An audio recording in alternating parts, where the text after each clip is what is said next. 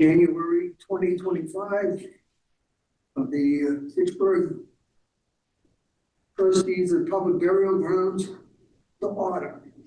And our first order of business today will be to entertain motions to elect a new chair.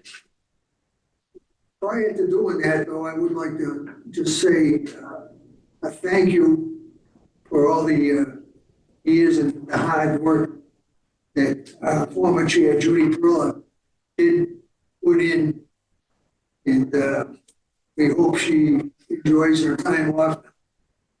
And thank you, Judy. That's from the whole board, and I'm sure everybody in this room. So anyways, back to the meeting. I hear a motion that we open up nominations. I would like to make a nomination. I hear a second. Second. I would like to nominate James McNamara as the chairman for the Second. I nominate him as well. We have one member absent, and I think she indicated that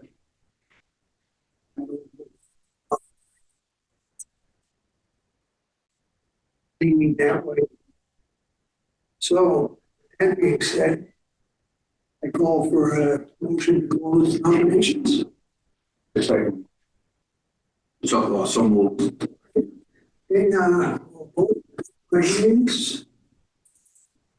Okay, we don't even have the vote. I suppose we can make it official vote.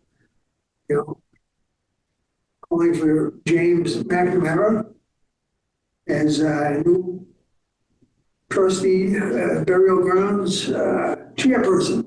All those in favor? Show my hands.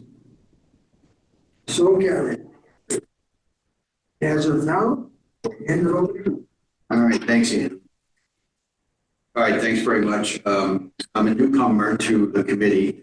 Last month was my first meeting, so I have a lot of learning to do, and I rely upon the other members of the committee and Nick and Jackie to help me with that. So I look forward to working with everybody, and I realize we have a lot of things to do, especially as it relates to the mausoleum. So I'll do the best I can. All right, thanks. So the agenda, we have 5 agenda items. We've just done number 5. Took them out of order. So the next one on the list is the update on the Forest Hill Abbey Mausoleum approval. So this was the recommendation from Petros, the OPM, on the temporary type of fixes on that roof, just to seal any of the leaks, just on, not a permit, but just to get it done. Yes, to the winter. Yeah. So I reached out to 2 different vendors, and one of them was half the price of the other. But because they're not on the list, I need to go out and get a third quote. I reached out to the beginning of January. I spoke to another company. I just haven't heard back from them as of yet with their quote, but I'm waiting for that. Is it possible to get this other company on the list of approved vendors? Not at this time. We would have to go over the new procurement to the procurement office. I'm not sure that they're willing to do that until the other on-call roofing companies have expired. I think the 3-year on.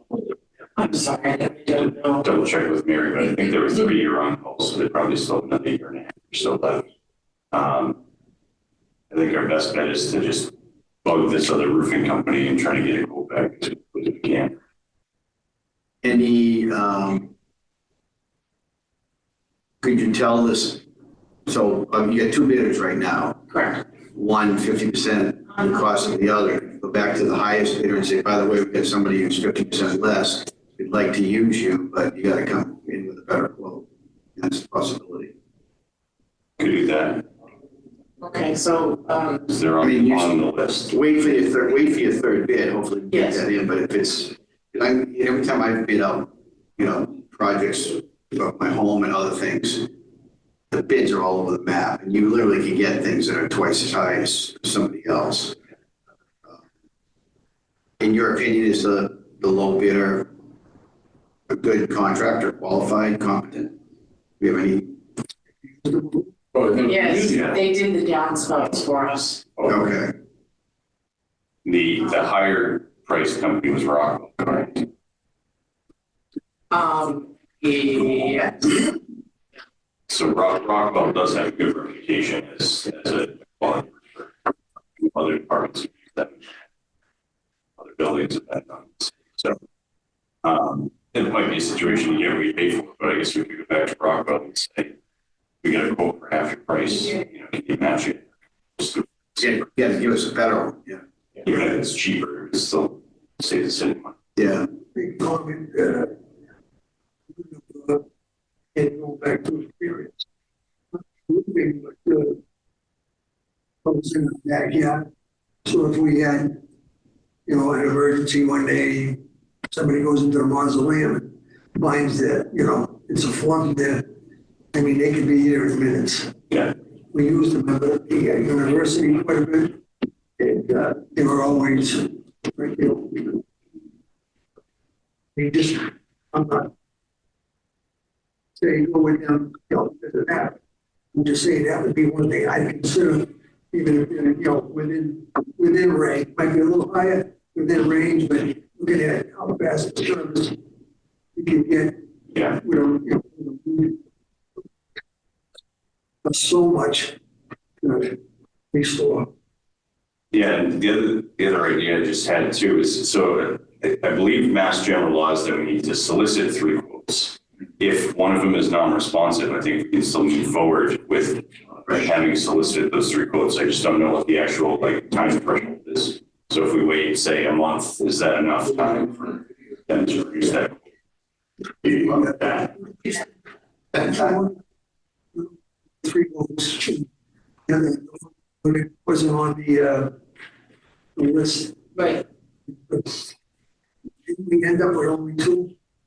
Yeah, I think you We did. can also put a deadline on it. Bids have to be in by a certain time. You can do that too. What you have is what you have, right? So if there's either people aren't interested in the project or a variety of reasons, if you get 1 or 2, you can still use that. You did your job, right? You solicited. Right. We asked for the quotes. I guess we got to check with Mary and see what that time threshold is. So I got to talk to her about some other things I thought you did. Yep. Well, it stands to reason that Rockwell probably, no doubt, put in the bid, hoping that they would get what they're asking for.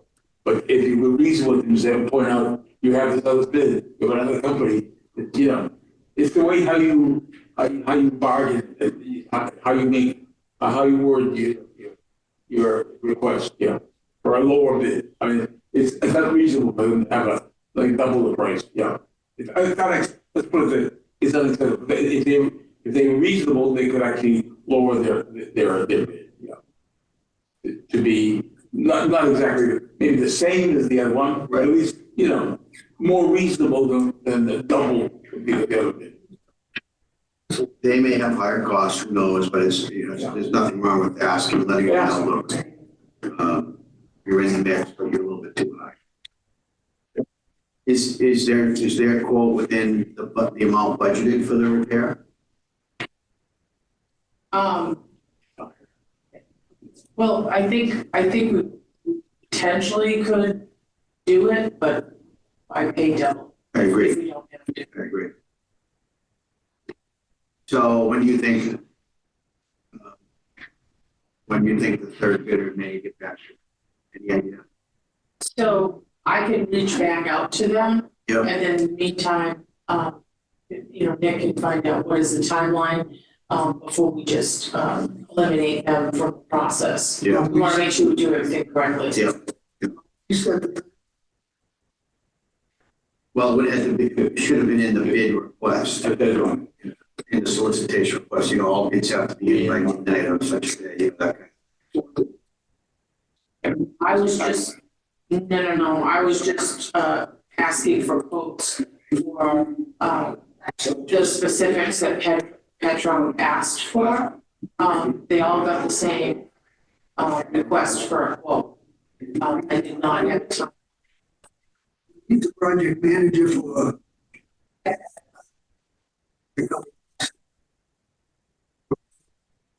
He's the owner's project manager. We hired to represent us overseeing the project with Spencer. Spencer doing the actual work.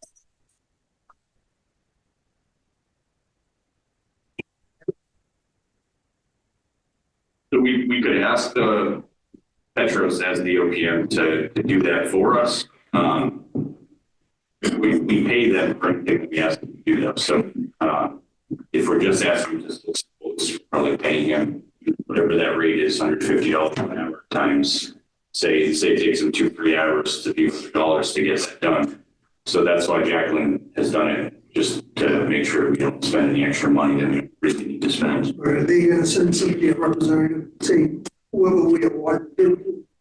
Are they gonna send a representative to watch the work being done, make sure it's done to their spec? Yeah, we were gonna ask Petros to be on site with that contractor that we select to make the interim repairs. So we're gonna pay them anyway. We'll pay him for the time that he's on site, yeah. Yeah, and any prep work that he needs to do for it. So if he's gonna spend an hour looking at, stuff before he goes out to the field, I'm sure. Just remind me, has the roof been secured sufficiently that like rain's not getting in the building or anything? The rain's not getting into the building right now. The issue, I think, is if we get a lot of snow and it sits up against that stained glass window, that's where it starts to leak a little bit. And then if the downspouts get clogged, then it causes some issues. Then, making sure that those stay clear and go up and check on them. So I guess on this agenda, we're going to wait to get some input from the prospective third bidder, see how that compares. And then I guess we might as well wait for that before we go back to the high bidder. Because if we get two that are in the same range, we might say, okay, there's nothing to discuss. Have you sent references when they did the bids? I don't believe it's sent references unless we ask him to. The two on-calls have references that were part of their original contract agreements, part of that procurement process that they went through. The company that's not one of our on-calls that Jacqueline reached out to was just another roofing company, so we can get their references if we. You know, I mean, if they come in drastically lower than, there's gonna be a reason why, they usually all use the same materials. We were going based solely on the good performance that they provided for the downspout replacements. They were cheap, quick, and effective, so we would give them a shot. I put a new roof on a house of mine and I got, same thing happened. I got 3 quotes. I went with the low bidder and the high bidder was twice the cost of the low bidder. So the low bidder did a perfectly satisfactory job. So. Yeah. Of the 2 bids that have been received, one being Rockwell, did one actually submit a bid? What was the time frame as far as receiving their bid? As far as who was the first one? Was Rockwell the first one to submit their bid, or was the other company? The other company was, I thought they were on the on-call list. Yes. And I just used them for the downspouts. So I called them. They did an on-site inspection with the list that they had. Right. Got the quote, and then went and got the other quote from Rockwell. They did an on-site inspection. So I was just waiting. I thought that was good enough, but then I realized that the other company was not on the list. So I had to go back and get another quote. Okay. So now it's a matter of just contacting them again and letting them know that you'd like a bid by a certain time, a certain date. I mean. Yeah, I can contact them and ask them where they are in sending me a quote. Right. And wait for Nick's response as far as how long we need to give them to respond. Even that third.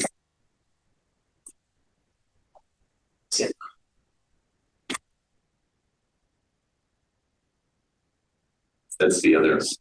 Yeah. Yeah. Yeah. So the city had 3 on-call contractors. they had some pretty serious issues with one of them trying to participate. That's why we're not getting 3 quotes from 3 on.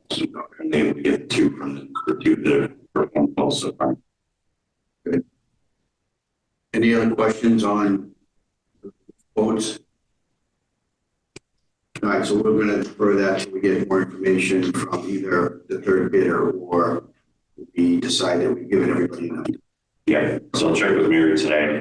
And then hopefully by the next meeting in February, this is resolved and we've got someone who's going to. Yeah. All right, good. All right, moving on to the next agenda item, which is fundraising Friends of the Fitchburg Cemeteries. So I don't really have anybody here from the Friends of the Fitchburg Cemeteries.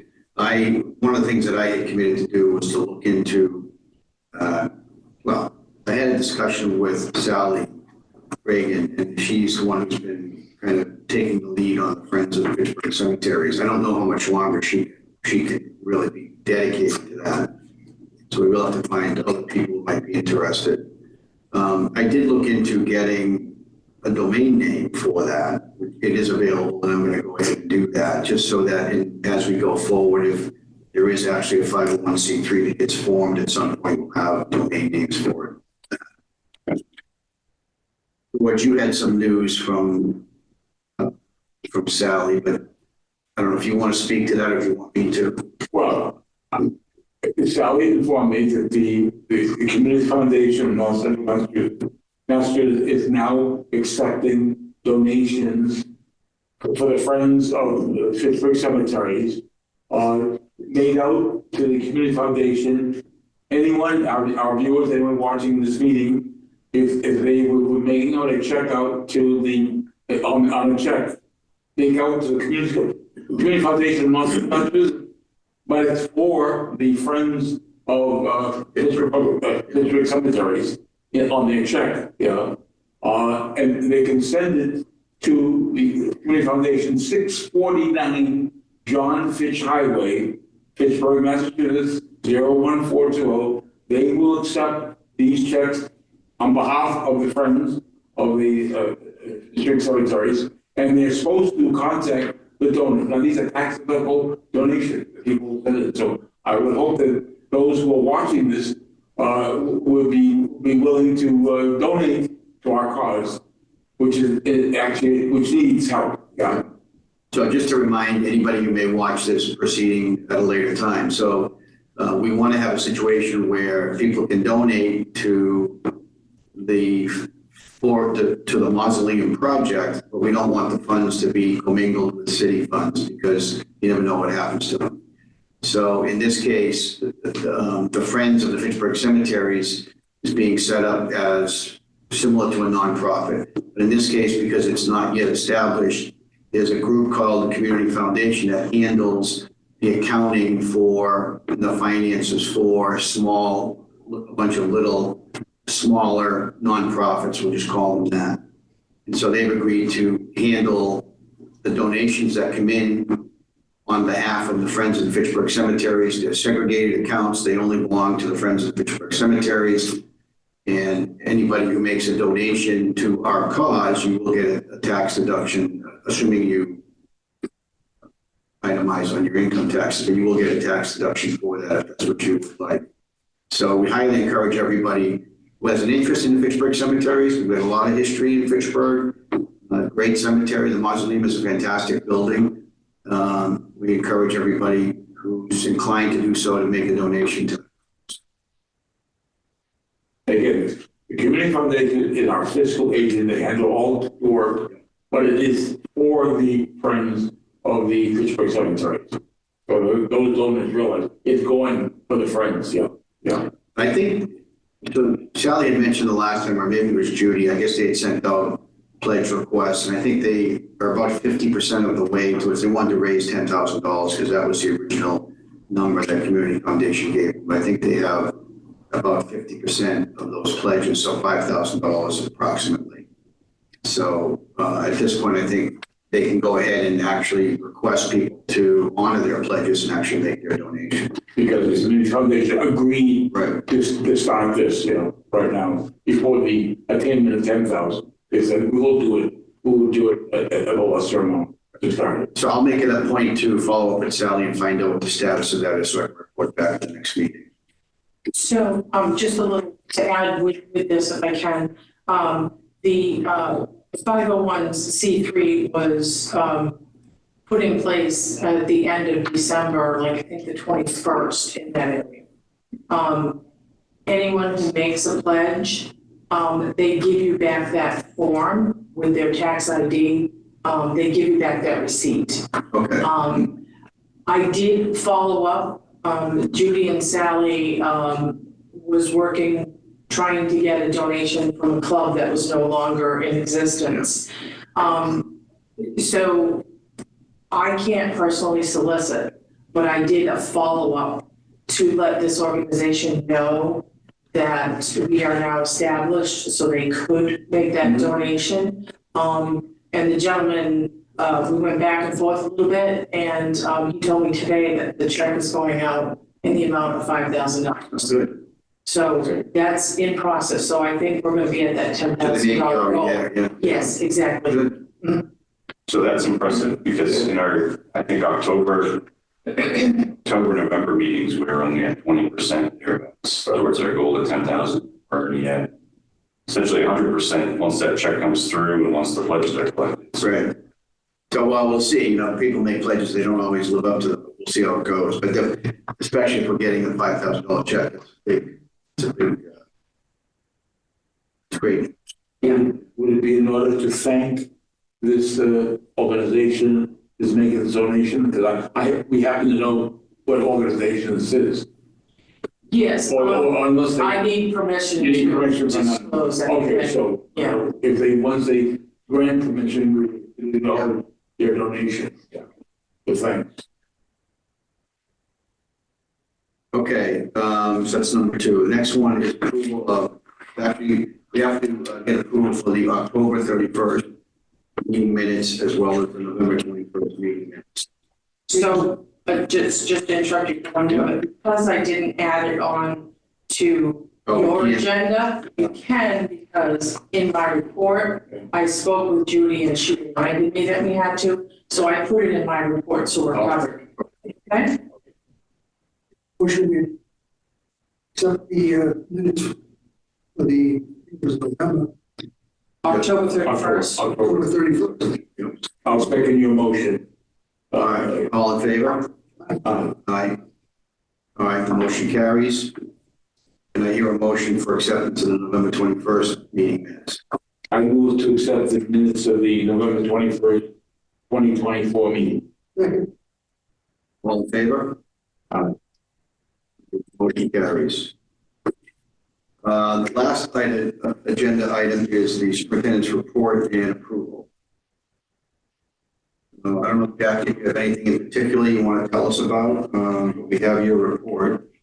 Is this the report from the last meeting we're approving? Or No, this is for today's meeting. Okay. I sent out, I sent out yesterday and then gave you a paper copy of the report Yep. today. Yeah, I can just highlight just a couple things and you can ask anything you want. So basically we're under winter burials at this point. So they take a little bit longer for us. We go through the ground up before we dig it. Saves our backhoe from, destruction or warming it up first. So it takes a little bit longer for our process this year, in the winter. With this frigid weather, our downtime, besides maintenance of equipment and normal trash and everything, I worked on a program to do training. We have a new individual, and then I think it's important to kind of go over everything we have so everyone's on the same page. So I went over all our price sheets, all our rules, all our new forms that they don't use on a regular basis, but if they have the knowledge of kind of what we're doing, it kind of gives them more purpose out there that they know the whole picture, knowledge power. So They're more a bigger part of the team, I guess. Correct. Helps with teamwork, yeah. correct. And I've also had them watching some cemetery safety and gas versus battery powered equipment, the ICC membership that I have. So they're watching some other trainings of what other cemeteries are doing, what's new in the cemetery business, just to give them an idea, even if we're not doing it now. Hey, listen, this is, this is a big world and there's a lot out there. I want you to know what's going on and what could be coming further down the pipe for us. So that's the type of training we've been doing. And, resisted at first, and then they kind of have a buy-in now, like, they see the importance of what this training can do for them and broaden their education on the cemetery business. Good. So that's what I've been doing. The equipment that they use during the summer, during the meetings, they maintain that in the winter, oil changes, sharpen the blades. Absolutely. Every 2 weeks, they sharpen the blades in the summer. No, I mean, But yeah, in the winter, all the machines are winterized. They're all, when we're ready to roll in the spring, because it's such a busy, short season, before Memorial Day, they are ready to roll with everything. All our machines are brought up to speed, and anything that needed to be fixed is fixed. So yeah, that's part of our winter program for them. Yeah, good question.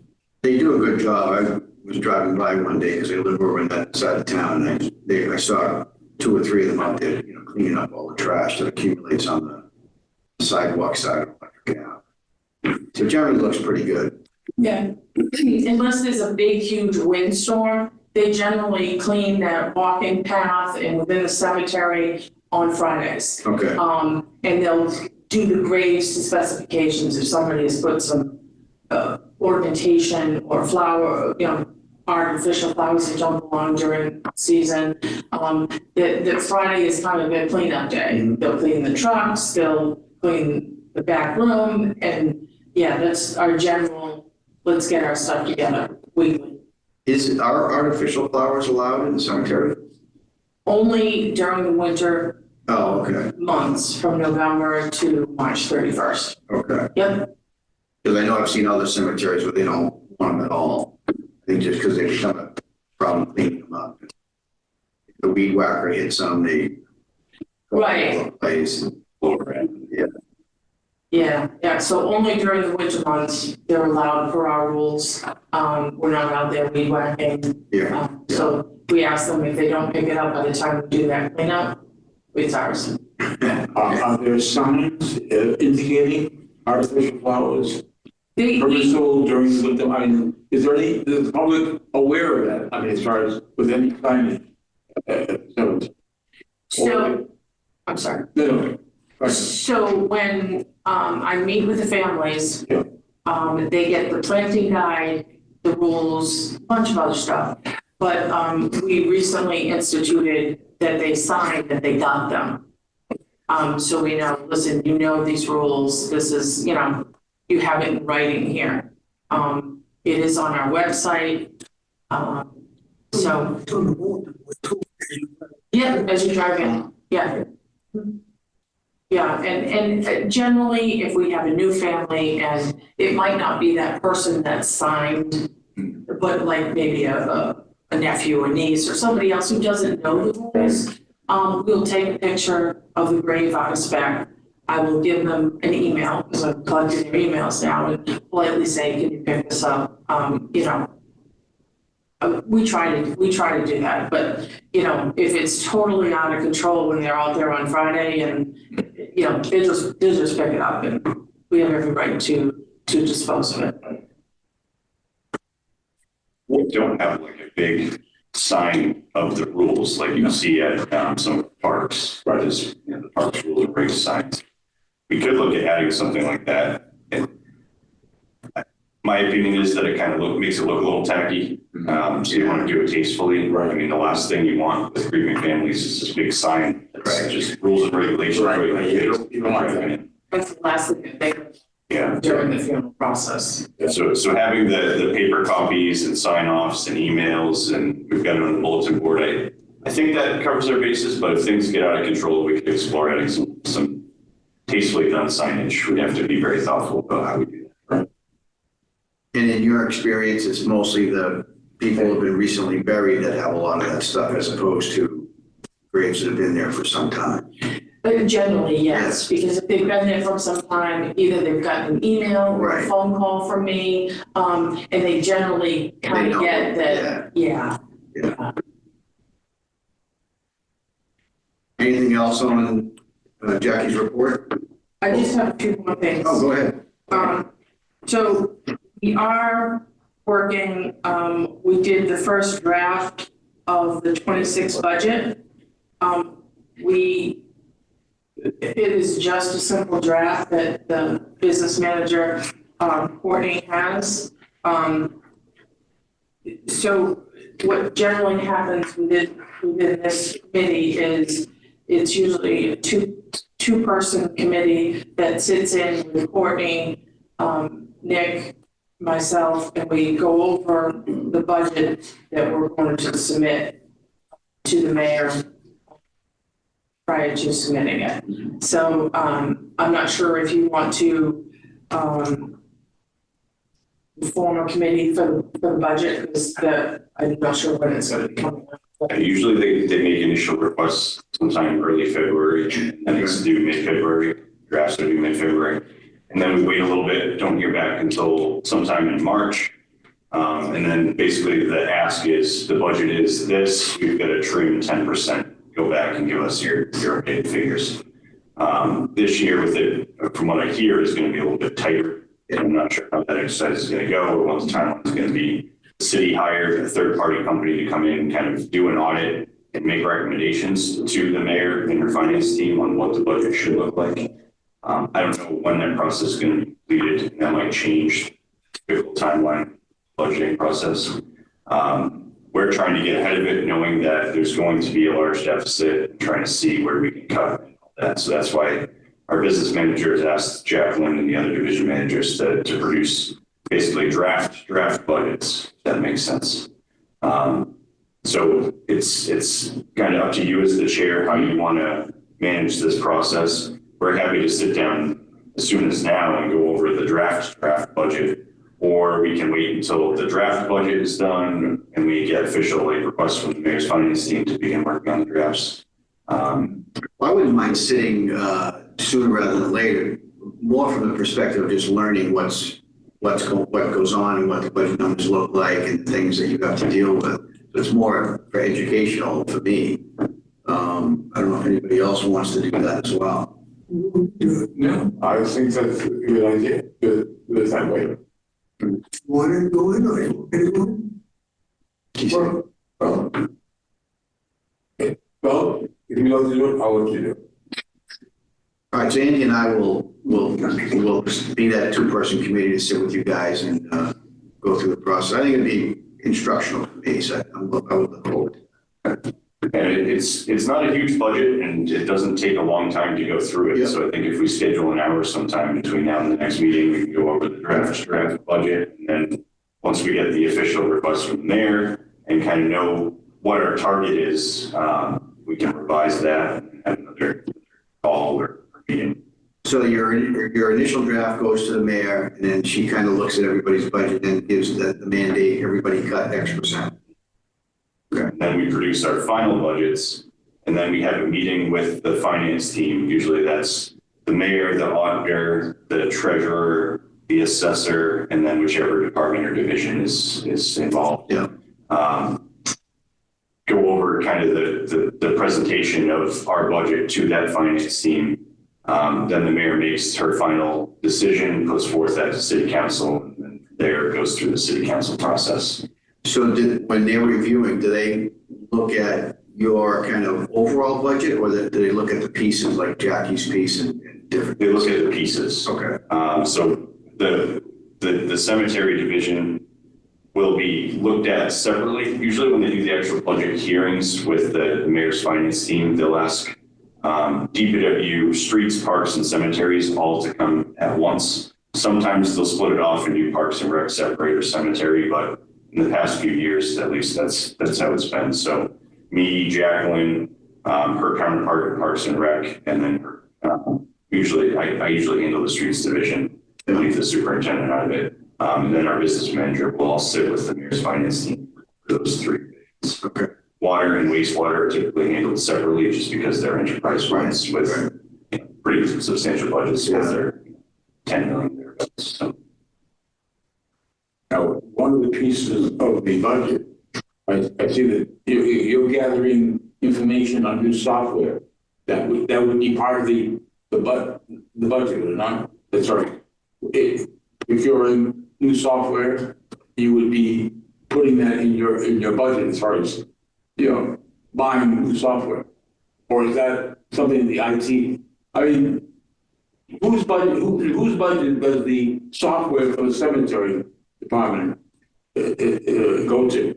So typically the initial upfront cost for any software purchase in the city is borne by the department or division. Yes. And then the annual per year fee is maintained by the IT department. So the IT department. Right. So in our case, where we're looking at potentially a new cemetery software, we would pay the upfront implementation fee, and then IT would pick up the annual maintenance cost. The annual maintenance cost.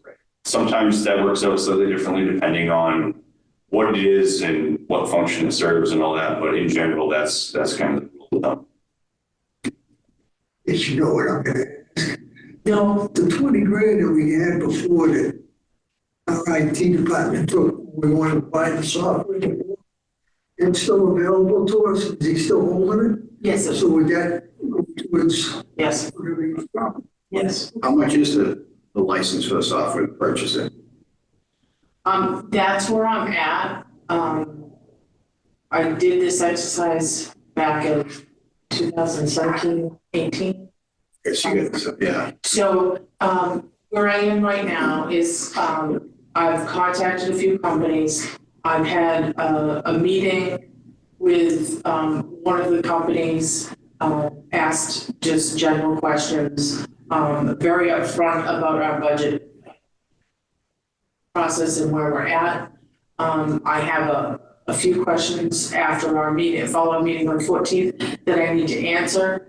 And then the next phase with this one company would be for Nick and IT and myself to hear what they've come up with according to what our needs and budget are. One of the questions was in our GIS, do we have satellite imagery? Yes, we do. So if we do, because most of our graves have the coordinates, so if we have satellite imagery, they said it could potentially save us like $10,000 if we have that. So the assessors department actually pays for a subscription to what they call near map imagery. And that's really high resolution imagery of the whole city. And I think it's taken, the actual imagery is taken every 2 or 3 months. I think it might be quarterly. So it's kind of neat because you can look at aerial views over time. And it's a good way to catch, like from our perspective, like if there's a sewage leak somewhere, you can see it because grass grows and all that stuff. Or if there's an issue or question about like line striping, you can see, back in October what the line striping was before we had our contractor paint versus after. So it's useful in our part, but I think we could use that map service and integrate it into the software. Since we're already paying for this. I could say this is a big portion. So I think ultimately, if the decision is made to go forward with pursuing some sort of software and the funding is there, the city would have to put out some sort of an RFQ or RFP and solicit bids back from these companies in order to actually award the contract to one of these companies. I think last time we did this, it was roughly $100,000 or so for the upfront cost to implement and convert the database and everything. And then it was an annual fee of $10,000 or something thereabouts. It's usually 10% of the purchase price, yeah. Yeah. So that's what we're looking back in 2017. I'm sure everything's a little bit more expensive nowadays. And I think there's a little bit more available. I wouldn't think there'd be that many companies that produce that kind of software, but There's a few out there at least. Yeah. Yeah. Yeah, and I did a survey with the local cemeteries. Are you using cemetery software? What are you using? What's your input as far as the, is it easy to use? Yeah. Can you give your gentleman on the grounds a tablet and they have that grave order instantaneously? So I do have a general idea of the different software in the area that's being used to continue to check out. I figured you were gonna end up with, only one company that does that kind of work. I guess there's a lot of cemeteries in there. Well, ironically, last time we did this, there was one company that we wanted. It was a company called SemSites, I believe. Yes. So we crafted the RFQ around that company, Yeah, put it out, and there was some issue with them delivering the actual proposal by the due date. And so we weren't able to actually accept their proposal, but we got another company and they had reasonable pricing and all that. At the time, we didn't move forward with it because of the database issue, some of the questions surrounding it, talked about last week. But there are more out there for this specific type of thing. And just to add to all that, we also met with IT regarding the current database that Computemps does for us. And Jacqueline's been relatively happy with Priscilla at Computemps. What she's done for us works. It's not quite the same level, I think, as the software that we purchased, but it fills a pretty big need right now. yeah. So we're also working on potentially having her continue just, looking at the cost of what it would take to just have her continue on the path she's on. The need to explore the other more fancy cemetery software was something that IT wants us to look into before we go ahead with giving Priscilla the green light to continue. So that was kind of some of the impetus behind this. To follow up on Andy's question, this 20,000 that's been allocated, does that disappear at some point, or is it get sequestered somewhere? But right now it's in IT's budget and it's encumbered year over year. The state and the federal government don't like cities and towns to do that. They like to see money allocated and then spent in a relatively short period of time. So I think the auditor's office has been pushing IT to spend that money. And I think there was something that happened where the money was going to be taken away. And then Trevor talked to auditing and said, no, we got to keep that for X, Y, and Z. And so it stayed. But my fear is if that money isn't spent within the next 1 or 2 fiscal years, it might disappear.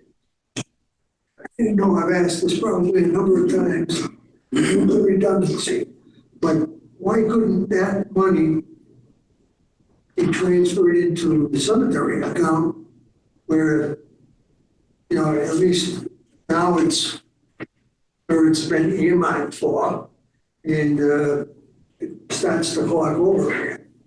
I don't think I have the answer to that question. That's above me. I think that would be something we need to talk to auditing and Trevor about. Yeah, maybe nobody's ever asked that question. I'm not really sure the answer. I don't know why that decision was made. I think probably because it was a software, so IT related function, and IT wanted to have some control over how that 20K got spent. But it would be safer in the cemetery account. Well, It's more protection. As we did. You still need to spend it though, right? You can't leave it in there for Forever. years on end. Well, that's my thought, if it goes into our account. It's been in IT now for what, 4 or 5 years. So if they're pushing now to get rid of it, okay, so it comes into our account. And if we tell them what we're looking to, upgrade, doesn't that start to clog over again? In other words, okay, money's, out from under him, it's in with us, and it will be spent on, its proper parents, so to speak. Yeah, I think originally it was allocated from free cash for Yes. the database cleanup portion of the work. In order to purchase the cemetery software, you have to clean up and convert that database to something a little bit more useful for cloud service. I think it was set aside for that, and that was something that IT wanted to see before we moved to any sort of software. So So as long as it's used for that purpose, I think they're fine with it. I might be wrong, but it seems to me, is his name Trevor? Trevor's the IT director. Didn't really want to part with her. I didn't, every time he came in and looked at some of these vendors that we had, didn't he kind of start picking them apart, thinking, seems to me at one point he said that he could do the whole thing, as far as build the software himself. I don't have discussion. Remember, because I know Lenny was there, Lenny.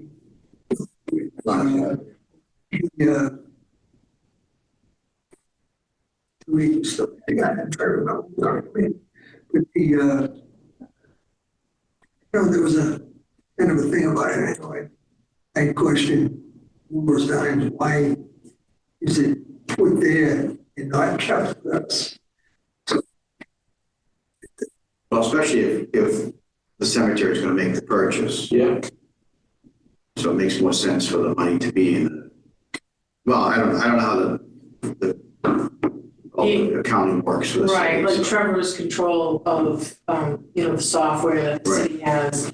So that was the mentality, is that we need to make sure that this software will do what it says it, because a lot of it gets very technical. Yeah. And it's way over my head as far as, the front end, the back end, and, what the logistics are. So IT really needs to be involved if we're purchasing something, for $100,000. Is this actually something that's going to work within our system? Right, they have their own system. I think that's.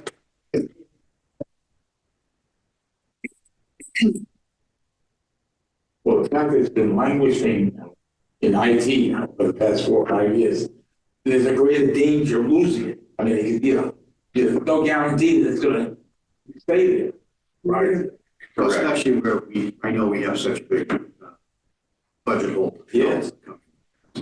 I think right now I think our goal should be to try to figure out what we're doing on that end, whether it's purchasing software or using Priscilla, and spend down that $20K for one of those two purposes. I think one of the issues is that IT has known Priscilla for years and has seen what she's able to do, and I don't think they feel as confident that we're going to get as good of a product from her versus going to one of these other companies. But lately she's made a few tweaks to the database, and it's produced some impressive results. So I think Jacqueline and I are a little bit more confident in her abilities than IT is, and that's kind of where So she's a programmer, or she's just familiar with databases? she's a programmer. Okay. I think she came from digital way back. Yeah.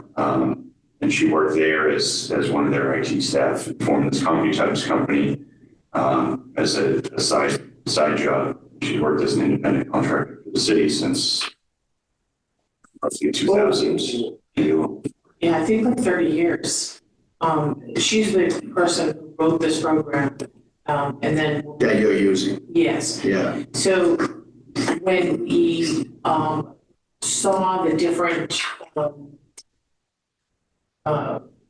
features that the other companies had when we were looking at the software, a bulb went off in my head, and I'm like, Priscilla, can we do this? Can we add that DD-214? Can I add the obituary? Can I make this client file everything I need at my fingertips? Can I do this? So she's been working on that, and I think I showed you that she did the mausoleum. You could just tap on the thing, it'll tell me the name, it'll give me all the information on the individual with a map. So she has been working extremely hard to make this more user-friendly and for me to be able to be more productive and not go through paper files to try and find the history on somebody, or, did they transfer the lot? There's so much information on each individual to have it in one space. That's the one thing I pulled away from when we were looking at the other software that we were looking at. And so we've been working towards that, and she has also been cleaning up the data as she's going through, adding obituaries that we don't have. So she, So we'll do this exercise, I guess, and see, what the cost will be. Yeah. And, whatever, Trevor and Nick come up with, we'll come back to you and let you know. All right. What's the back end of this program? Is it just Access database? It is access. It's pretty powerful, if you know what you're doing. Yeah, the data that she was using assembled from a few different efforts over the years. So not everything was logged consistently, not everything had matching fields and all that. So she's working all that up, make sure everything's consistent. And we had an intern a couple of years ago who's actually working for the engineering division now full time. Went and geotagged each of the graves at Forest Hill and some other cemeteries to get a latitude and longitude, and then assign a unique identifier to that. She's been able to take that data set and merge it into the database based on that unique identifier. That's what's helped her with mapping. That sounds like you're doing. Yeah, she's doing a phenomenal job, but producing this mausoleum index on, it's amazing. Yeah, she took the mausoleum, 1920s, Yeah. and this book is like falling apart. I took copies of the book, gave it to her, and that's what she put it all digitally, so we don't touch the book anymore. Because we shouldn't be touching the book. It needs to go in the safe. But she was able to take all that information, Yeah, I'm sorry, she indexed it, yeah. index, create an index, it's fantastic, phenomenal document that she wrote. Yeah.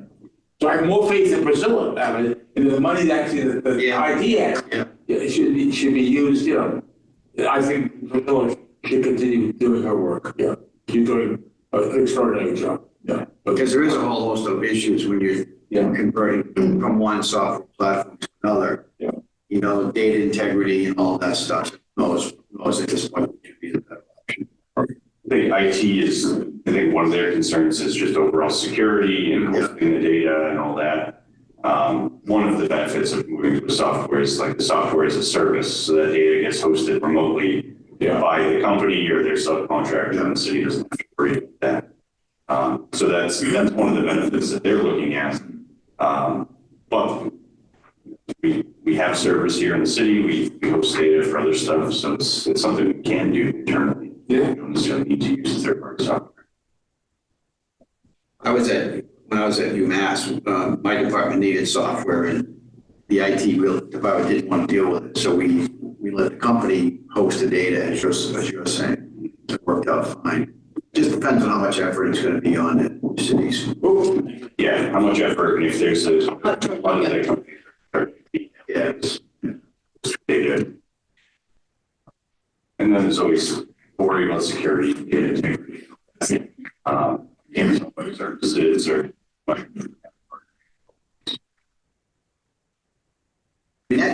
It brings up a good question. You had some malicious actor has your data. It's something you can't risk, right? A lot of work to.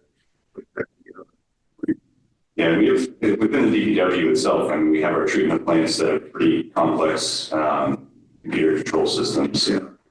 So there's some security risk there. And recently we've taken steps to replace that system and beef up security and all that.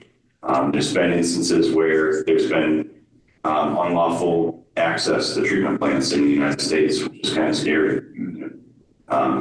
Some plants have experienced some remotely adjusting chlorine dosages, stuff that really ultimately could kill someone.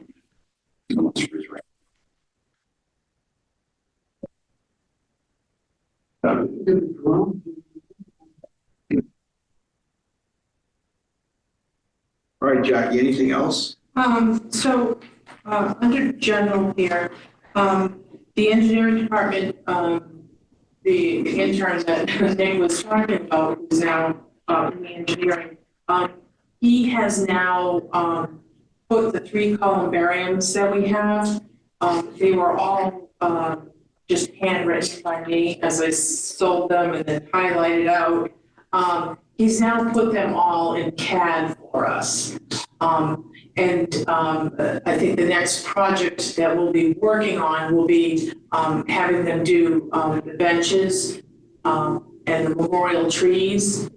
I know where I've sold them. I know what family owns it, but I think as far as like an asset management, it should be in CAD, Yeah. so everybody knows, no matter what, you know, what is sold, what is available. And it makes it easier if families say, you know, I'd like to donate a tree. This is the trees we have available as far as, you know, a sales technique and just general knowledge. So, when time allows, we'll have them do that, and when the new columbarium unit is in, we'll have that plugged in to CAD, so that it could be a sales technique for it. Good, somebody's done a good job. Yeah. Good hire, but we're Then I just kind of listed, the winter solstice, that you said you went to. Yeah. So, some, pictures, from that walk. And, It doesn't highlight how cold it was. And then the next one for the group is the spring equinox on Fitchburg Fascinating Females on March 20th. Now, the Fitchburg friends have not come to my knowledge to the board for your approval, but this is the next one that they're planning. So they, Okay. you know, we'll put that request in for you guys to approve that or not. All right, do they come to you first? Well, they'll probably, you know, either Sally will send a letter or send a letter to you Okay. as the chair, asking for permission. Okay. And then from there, I send a permit to them. I mean, does she have to do these one at a time, or could we just approve all four? You could approve the spring and summer if she Yeah. requests it, yeah. Okay. Spring, summer, right? All right. They're trying to make different, tours for people. And I think they've done the solstice walks before, but the equinox might be a new one. I think she said they only had two, which would have been the spring, the summer and winter. And I think the spring one's a new one. Could be wrong. No, it is new, because they've done tours with, veterans, with firefighters, with the police that are, all very, so they've done different tours, and they try to change it up. So, yeah, I mean, she certainly could do both at once Okay. if she requests them. And the winter solstice was on a Saturday, the 21st. The equinox and the summer solstice, they're also Saturday events, that these dates are Saturday events or not? I mean, I don't think so. They're on the Sorry. day. they're actually on the day of the. Yeah, so rather than the day of the All right, so it could be actually during the week. Like the Yes. 20. Yeah, That's why the summer solstice is well, they try to have them at night, but yeah, right, in the evening, all right. So March 20th is a Thursday. It's a Thursday, And June 20th. Friday. the Friday, the solstice. During the, Thursday, and Friday.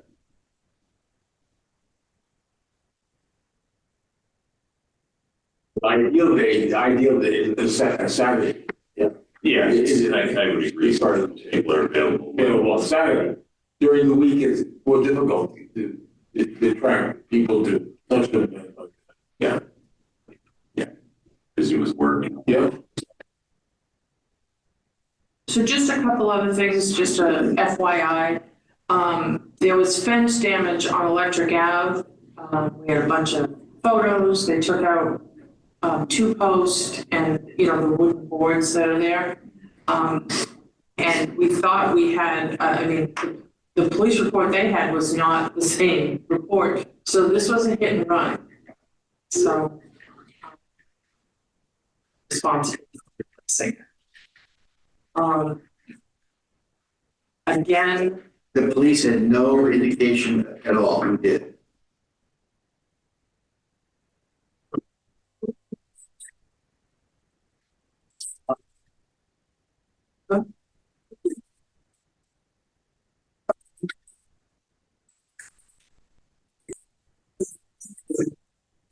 You couldn't really see it from O'Neill, so. They actually went the other way. They smashed into the guy on the opposing corner. They went into his yard. Yeah, so unfortunately, they had, I contacted the police and they had nothing that they could help us with that. Again, vandalism, the mausoleum on, not the street side, but inside the cemetery side, somebody took an alcohol bottle and whipped it through the window. The police were on site, again, no responsible party. I had, originally we were gonna board up that window and, get it fixed, but it was actually cheaper. They came out, they measured it, and they replaced the window in the same day, and it was a few $100s. So, that was taken care of right away. But again, that was our cost. There was no police report. They were there. There's a police report, but there's no responsible party. Right. So. Has there ever been any consideration about having security cameras put around the mausoleum?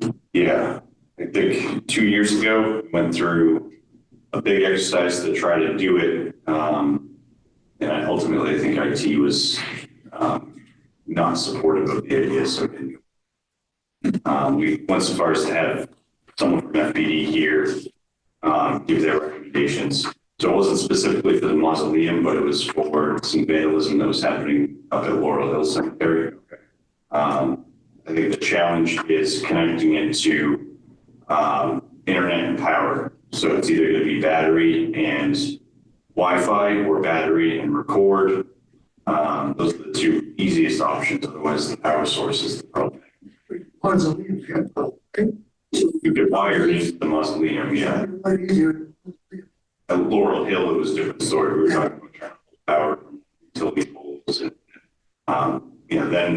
then if you're on a utility pole, it's not an ideal location to capture stuff that's going on the other side of the hill. So you're kind of limited to battery unless you're running power up there. I think in the past couple of years, both Wi-Fi and battery technology has kind of taken off. Yeah, these amounts of proof. So there's probably products out there that are a little bit better for that now than they were 2 years ago. Well, I say that, but the window right next door has some covering on it. It's not a window. I was just gonna say. Before my time, so I don't know. I was just saying, why don't we, instead of replacing it with glass, we replace it with plexiglass, so. They replaced it with a glass, and I'm not technical, but they replaced it with a glass similar to something like your windshield. It won't shatter the way it'll break, but it's more of a safety glass. I don't know what they call it. It's going to be laminated with something besides.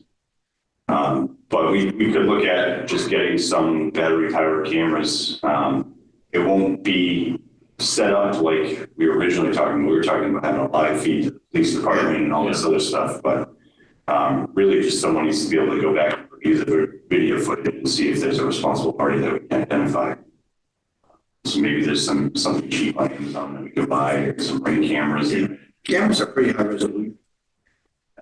Put some in my out. Cameras are 4K, so probably 8K now for technology. Yeah.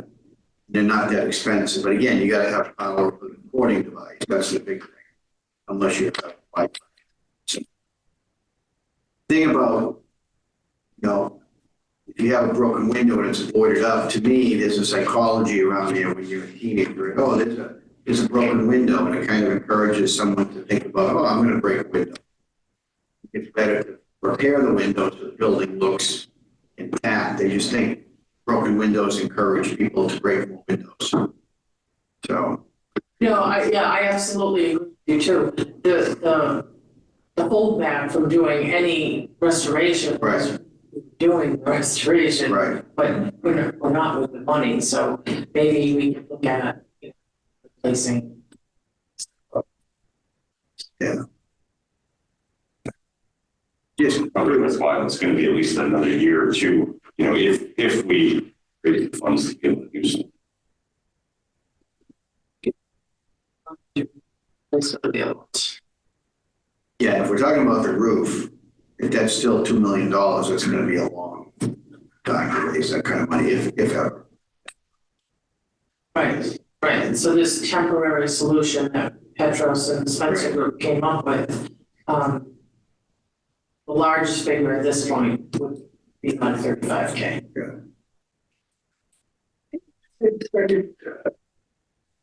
On the mausoleum itself, it's the second most important, other than the roof, second to the roof. Feature that should be replaced or repaired. I was thinking the steps. I think it's the building envelope as a whole. So it's the roof goes hand in hand with all of the flashing and the window trim and all that stuff. Well, I So understand you're that. talking about aside from that. Yeah, I'm thinking the steps because those are kind of, I mean, it's not handicap accessible. Yeah, I would agree with the steps and the grading behind the building. So right now, the grading behind the building is pitched towards the structure. It needs to be pitched back at least 10 feet out. So I would maybe like a grading and stair project or something like that. And we could replace the stairs with an ADA ramp. It's not going to look as pretty as it probably should if we're trying to do it cheaply. But the grading you guys could do, right? Theoretically, yeah, we have the equipment to do it. Right. We just need to find the time to do it. So just plan in Maytime. Be a good thing to do. Maybe like fall after the big rush for Jack's group is over. Fall cleanup's done and basically waiting for the entries. Is the mausoleum built on a cellar foundation or just a slab? What's the? Yeah, there's no cellar. No cellar, but there's footings and vent structures that kind of go below the finished grade around the building. Yeah. But I think we'd be able to grade it out unless there's any sort of bedrock, which we might find we actually do. The other thing you could do, considering our limited funds, would be potentially there's two huge pine trees right behind there.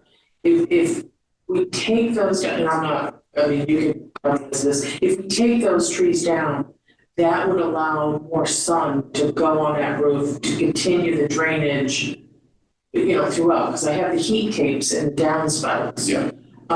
So maybe it wouldn't pile up so much if we had some more natural sun going on there. I don't know what your opinion. Yeah, I agree with that 100%. We could easily get those out of there with our tree contractor. Yeah, that's what I was thinking. If it would be helpful, then maybe it's something we could look at having them level that, and then, you know, you could potentially do some pitch work once those two are down. Yeah, we could easily take the trees down and regrade. We're decent at masonry as far as sidewalks go. I'm not sure I would feel necessarily comfortable having our guys build an elaborate ADA ramp and new entranceway and all that. We might be able to do it.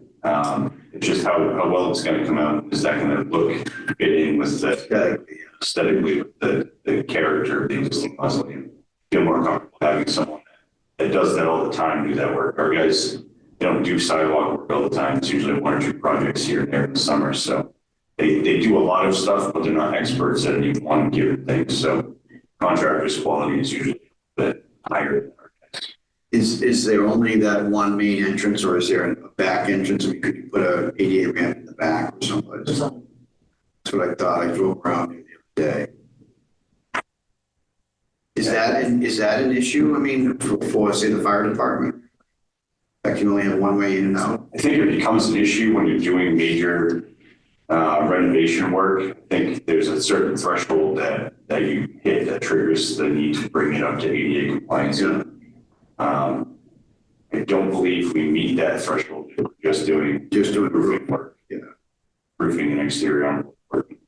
But that being said, there is a large population of elderly that visit the cemetery and all that. Having ADA access would be beneficial, especially if we continue to hold like the concerts there and stuff to try to raise funds Yeah, I'm perplexed about the mausoleum as far as the entrance. We have the main entrance, I mean, we have the entrance. But more than 10 years ago, the FATV, it was actually the Friday Nights from Fitchburg History Club, did a production inside the mausoleum. And the crew, Darren Dane was the videographer. I was there, and Joy Contois, the historian, did a production inside the mausoleum. We gained access not through the entrance. There was another entrance that we came through. I know because I never entered the mausoleum through the main entrance. There was another way we came into that mausoleum. Well, the only way I can think of is there are vents Yes. that if you got on the ground and crawled, you could get in. That's why I'm perplexed. How do we do it? Because I know for a fact, I never entered that mausoleum through the entrance in the front. There was something on the back that we came in when we did, because, yeah, I really, it's, the only person who would know this, I have to ask Nate Glennie, may have known how that was done, but we brought in a camera, a camera for FATV didn't come through the main entrance, it came through another way into the mausoleum, and I'm perplexed how that was done, yeah, so. Maybe there's a door that was sealed up. Yeah. But I don't think we have any more there. But again, you say that's the only entrance. Design for 1920. Yeah. I don't know about a secret entrance. But you could crawl. I know, right? Yeah, I'm puzzled. I'm gonna have to ask. Yeah. How that was done. Yeah. and the windows aren't big. Yeah. Well, I mean, I inquire how, because I know I never entered up the steps. I never entered up the steps. I entered actually in the back. Yeah. So how it was done, I don't know. That's why I'm puzzled. So. Right, Jack, anything else to add to your report? No, that's it.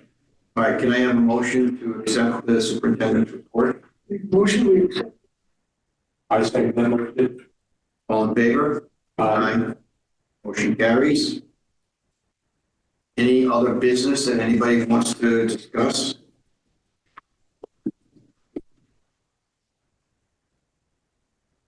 Okay, seeing that we have nobody who has any further business, can I ask for a motion to adjourn the meeting?